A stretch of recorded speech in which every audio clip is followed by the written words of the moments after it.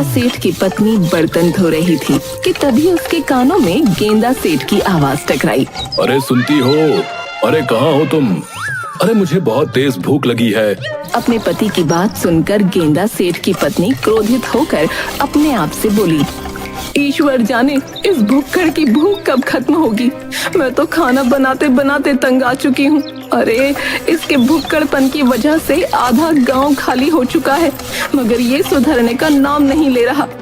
इतना बोलकर गेंदा सेठ की पत्नी गेंदा सेठ के पास आकर बोली, सुबह सुबह काहे को हलक फाड़ फाड़ कर चिल्ला रहे हो? तुम तो जानती हो कि मुझे सुबह सुबह ही भूख लगती है। अरे अभी कुछ देर पहले ही तो 10 बासी रोटी निगल गए थे तुम। क्या इतने से तुम्हारा भला नहीं हुआ?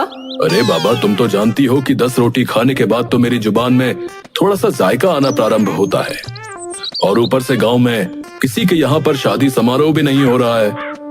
गांव में शादी समारोह होने बंद हो गए हैं, वो भी तुम्हारे भुक्कड़पन की वजह से। मैंने तुम्हारे जैसा बेशर्म आदमी कभी नहीं देखा जो किसी की भी दावत में बगैर बुलाए चला जाता है और उसके खाने को खराब करवा देता है। तभी वहाँ पर गेंदा सेठ का नौकर आकर बोला, अरे सेठ जी, क्या आपको पता है हमारे गांव के मुखिया की बिटिया की शादी है। हाँ। क्या बात कर रहे हो तुम? मुखिया की इतनी हिम्मत कि उसने मुझे निमंत्रण तक भेजना सही नहीं समझा? सेठ जी, निमंत्रण तो बहुत दूर की बात है, उल्टा वो आपके खिलाफ गांव में पंचायत जमाए बैठा है कि किसी भी कीमत पर आपको उसकी शादी में जाने से रोका जाए। इधर गांव का मुखिया गांव में भीड़ जमा किए हुए था। एक व्यक्ति मुखिया से बोला, क्या बात है मुखिया जी, आपने सारे गांव को क्यों एकत्रित किया हुआ है? मुखिया सभी गांव वालों से बोला, मेरे प्यारे गांव वासियों, तुम तो जानते हो कि हमारा पूरा गांव गेंदा सेठ के भुलक्कड़पन की वजह से कितना बदनाम और पीड़ित है। ये बात तो हम सभी जानते हैं, इसमें नई बात क्या है? लेकिन आपने हम सबको यहाँ पर क्यों बुलाया है? अब तुम सभी जानते हो कि कुछ दिन बाद मेरी बिटिया की शादी है। मुझे डर है कि कहीं गेंदा सेठ मेरी बिटिया की शादी में घुस गया तो वो सारे बारातियों का खाना खा जाएगा।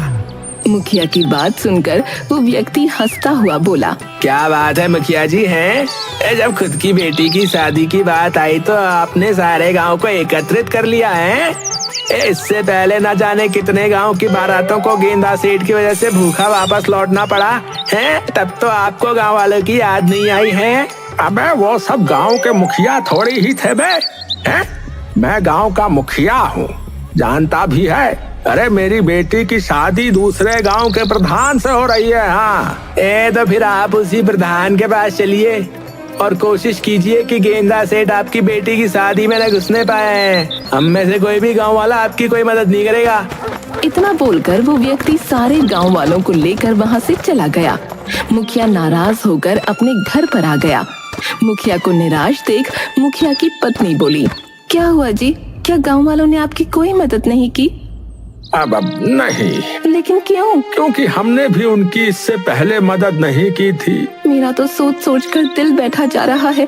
शादी के कुछ ही दिन बाकी रह गए हैं, कुछ कीजिए ना। तुम चिंता मत करो, मैं एक साधु बाबा को जानता हूँ। उन साधु बाबा का टसा पानी भी नहीं मांगता। क्या क्या वो साधु बाबा सांप है क्या? अरे सांप नहीं है, बल्कि उनके बारे में ऐसी कहावत मशहूर है भाई, समझती नहीं है। मुखिया शाम के समय जंगल में बनी हुई एक झोपड़ी के अंदर चला गया, जहाँ पर एक साधु बाबा बैठा हुआ अमरूद खा रहा था। कौन हो तुम और यहाँ क्यों आए हो? मुखिया अपनी सारी परेशानी साधु को बताते हुए बोला, मेरी मदद कीजिए साधु महाराज। मैंने सुना है कि आपके पास तो ऐसी शक्ति है कि आप दूसरी दुनिया का द्वार भी खोल सकते हैं। तुम बिल्कुल सही समय पर आए हो। अपनी बिटिया की शादी धूमधाम से करो, और हाँ, गेंदा सेठ और उसकी पत्नी को भी निमंत्रण भेजो। मैं उसी समय गेंदा सेठ को एक ऐसी दुनिया में भेज दूंगा जहाँ पर उसकी भूख समाप्त हो जाएगी। अब ये कैसी बातें कर रहे हैं आप साधु महाराज? क्यों आप मेरा बैंड बजवाने पर तुले हुए हैं? अरे वो गेंदा सेठ सारे बारातियों का खाना खा जाएगा। मुखिया की बात सुनकर साधु क्रोधित होते हुए बोला, मूर्ख मुखिया, दूसरी दुनिया के द्वार खोलने के कुछ नियम होते हैं। मैं गेंदा सेठ को जिस दुनिया में पहुंचाना चाहता हूं, उस दुनिया में पहुंचने के लिए एक बहुत बड़े विवाह समारोह का होना बहुत आवश्यक है। अब समझ गया साधु महाराज, समझ गया। प्रणाम।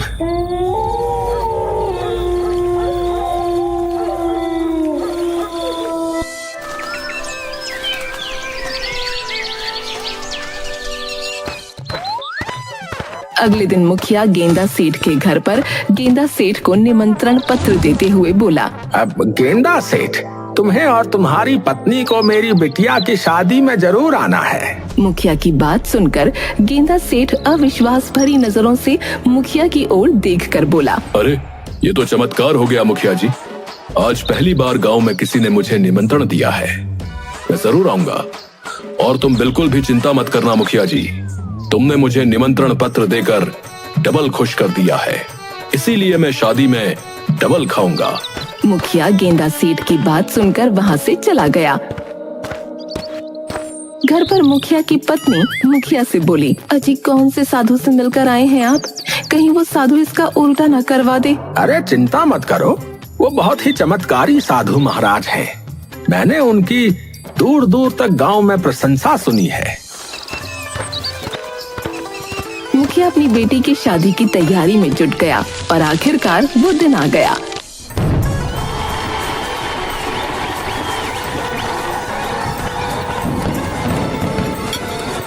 गेंदा सेठ अपनी पत्नी के साथ तैयार होकर वहाँ पर आ पहुँचा और मुखिया से बोला, मुखिया जी, मेरे पेट में तो तब से चूहे कूद रहे हैं जब से आप निमंत्रण पत्र मुझे देकर आए हैं। अब जल्दी से मुझे बता दीजिए कि भोजन कहाँ है, ताकि मैं पेट पूजा कर सकूं। तभी गेंदा सेठ के कानों में उसी साधु की आवाज टकराई, इतने से भोजन से तुम्हारा क्या होगा भुलक्कड़? अगर तुम चाहो तो मैं तुम्हें एक ऐसी दुनिया में भेज सकता हूँ जहाँ पर सब कुछ भोजन का ही बना होता है। गेंदा सेठ ने जैसे ही पलट कर देखा तो एक साधु रहस्यमयी अंदाज में देखकर मुस्कुरा रहा था। ये कैसी बातें कर रहे हैं आप? अगर तुम्हें मेरी बात का विश्वास नहीं आता तो तुम भी अपने पति के साथ उस संसार में जा सकती हो। तुम्हारा पति कितना भी क्यों ना खाता हो, मगर उस संसार में जाकर इसका पेट भर ही जाएगा। इतने सारे भोजन का नाम सुनकर गेंदा सेठ के मुंह में पानी आ गया। अगर ऐसी बात है साधु महाराज, तो भाड़ में गई मुखिया की बेटी की शादी। मुझे जल्दी से आप उस संसार में भेज दीजिए। गेंदा सेठ ने इतना कहा ही था कि तभी साधु ने अपने हाथ हिलाने शुरू कर दिए। कुछ देर बाद एक रंग बिरंगी किरणों का गोल द्वार वहाँ पर सभी को नजर आने लगा। साधु गेंदा सेठ की ओर देखकर बोला, इस गोल रंग बिरंगे द्वार में प्रवेश कर जा। गेंदा सेठ को उस द्वार के अंदर से बहुत ही स्वादिष्ट व्यंजनों की खुशबू आ रही थी। गेंदा सेठ तुरंत उस द्वार के अंदर घुस गया। गेंदा सेठ के अंदर घुसते ही साधु मुखिया की ओर देखकर बोला, चिंता मत करो मुखिया, अब जब गेंदा सेठ इस दुनिया से बाहर आएगा तो वो अपने जीवन में कभी कुछ नहीं खाएगा। इतना बोलकर साधु गेंदा सेठ की पत्नी से बोला, आइए भाभी जी, आप भी साथ चलिए और चमत्कार को देखिए। इतना बोलकर साधु और गेंदा सेठ की पत्नी उस द्वार के अंदर चले गए। उनके घुसते ही वो जादुई द्वार गायब हो गया। गेंदा सेठ ने अपने आप को ऐसे स्थान पर पाया जहाँ के पहाड़ वृक्ष सब भोजन के ही बने थे। उन सब में बहुत ही अच्छी सुगंध फूट रही थी। साधु गेंदा सेठ की ओर देखकर बोला, देखा तुमने? क्या तुमने कभी ऐसे संसार के बारे में सुना था? आप तो धन्य हो साधु महाराज, आप धन्य हो। मैंने इस तरह के खाने के संसार को सिर्फ सपने में देखा था। आज वास्तविकता में देख रहा हूँ। जय हो, जय हो। इतना बोलकर गेंदा सेठ ने भोजन के पहाड़ की ओर दौड़ना शुरू कर दिया। तभी उस भोजन की दुनिया का वासी साधु के पास आकर बोला, साधु महाराज, आप तो यहाँ पर अकेले आते थे, लेकिन इस बार आप किसको साथ लेकर आए हैं? ये हमारी दुनिया का एक भुक्खड़ है। इसकी भूख शांत करने के लिए ही मैं यहाँ पर आया हूँ। आप हमारे अतिथि हैं, चलिए हमारे साथ। हम आपकी दुनिया में आए हुए अतिथियों को जलपान कराए बगैर नहीं जाने देते। साधु गेंदा सेठ की पत्नी को लेकर उस व्यक्ति के साथ एक भोजन की बनी हुई झोपड़ी में चले गए। और वहां पर बैठकर भोजन करने लगे। गेंदा सेठ भोजन के एक पहाड़ को बहुत गौर से देखने लगा। अरे अरे वाह वाह, इस भोजन के पहाड़ से तो बड़ी ही सुगंधित महक आ रही है। आहा, मेरे मुंह में तो पानी आ रहा है। मैं तो इस पूरे पहाड़ को ही खा जाऊंगा। आहा। तभी गेंदा सेठ के कानों में एक स्त्री की आवाज टकराई। क्या तुम इस पूरे पहाड़ को खा सकते हो?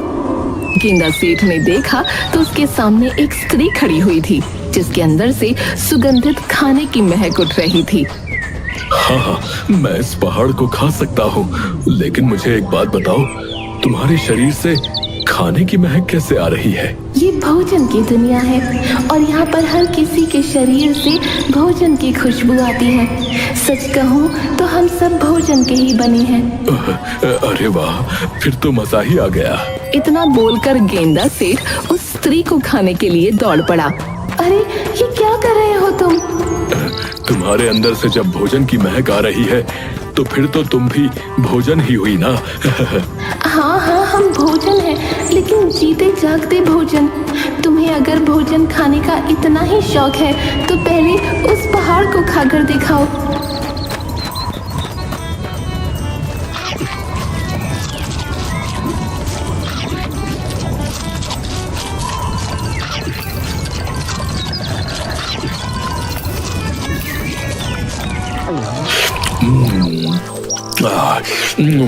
अरे वाह, मजा आ गया।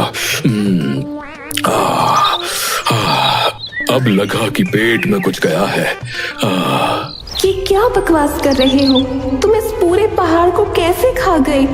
हम भोजन के वासी एक साथ मिलकर 10 वर्षों में नहीं खा पाते, तुमने ऐसे एक साथ खा लिया।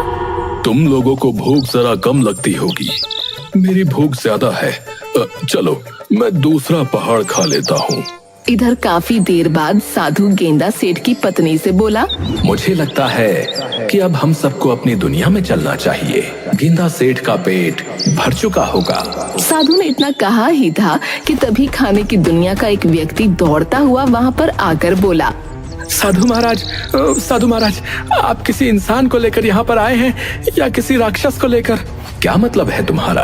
अरे वो राक्षस पूरे खाने के 4 पहाड़ खा चुका है, जिसे हमारी दुनिया के वासी 40 सालों में खा पाते हैं। और तो और अब वो पेड़ों को भी बड़ी ही फुर्ती से खाते ही चला जा रहा है। ये सुनकर साधु चौंकते हुए बोला, क्या भोजन के 4 पहाड़? जल्दी चलिए साधु महाराज, कहीं ऐसा ना हो कि मेरे पति खाने की आधी दुनिया ही खत्म कर दें। साधु और गेंदा सेठ की पत्नी दौड़ते हुए गेंदा सेठ के पास चले गए, जो तेजी से सब कुछ खाता चला जा रहा था। तभी वहाँ पर भोजन की दुनिया का राजा आकर साधु से बोला, आपने जरूर हमसे कोई पुराना बदला लिया है साधु महाराज, जो आप इस राक्षस को यहाँ ले आए। आप हमारे भोजन की दुनिया को क्या खत्म करना चाहते हैं? ऐसी कोई बात नहीं है। मुझे तो खुद विश्वास नहीं हो रहा कि कोई इंसान इतना खा सकता है। इसे यहाँ से ले जाइए साधु महाराज, नहीं तो हम आपको बंदी बनाकर काल कोठरी में डाल देंगे और आपकी ऐसी हालत करेंगे कि आप अपने मंत्र भूल जाएंगे। और हाँ, दोबारा यहाँ पर मत आना, नहीं तो आपका बुरा हाल कर देंगे। ये सुनकर साधु बुरी तरह से अपने आप को अपमानित महसूस करने लगा और वो गुस्से से गेंदा सेठ की ओर देखकर बोला, अरे ओ भूख के सरदार, तुम्हारी भूख है या कुंभकर्ण की नींद जो खत्म होने का नाम ही नहीं ले रही? अब चलो यहाँ से, तुम्हारी वजह से मुझे कितना अपमान सहना पड़ रहा है। नहीं नहीं साधु महाराज, अभी मुझे और भूख लगी है। सच तो यह है कि मेरी भूख अब शुरू हुई है। ये क्या बकवास कर रहे हो तुम? तभी भोजन की दुनिया का राजा चीखते हुए बोला, इसे यहाँ से ले जाइए साधु महाराज, अब मेरे सब्र का बांध टूट रहा है। साधु ने डर की वजह से मंत्र पढ़ने शुरू कर दिए। अगले ही पल गेंदा सेठ और उसकी पत्नी ने साधु सहित स्वयं को अपनी दुनिया में पाया। गेंदा सेठ क्रोधित होकर साधु से बोला, अरे खाने की दुनिया में कितने स्वादिष्ट स्वादिष्ट व्यंजन थे, आपने तो मुझे उसे ठीक से खाने भी नहीं दिया। मुझे अभी भी भूख लग रही है। मूर्ख, बकवास बंद करो। तुम्हारी वजह से अब मैं कभी भी भोजन की दुनिया में कदम नहीं रख सकता। अरे जब भी मेरा अच्छा खाने का मन किया करता था तो मैं उस दुनिया में चला जाता था, मगर अब मैं वहां पर गया तो मेरी पिटाई पक्की है। अब मुझे कुछ नहीं पता, मुझे भूख लग रही है और मुझे और खाना है। इतना बोलकर गेंदा सेठ मुखिया की बेटी की शादी के समारोह के पंडाल में घुस गया।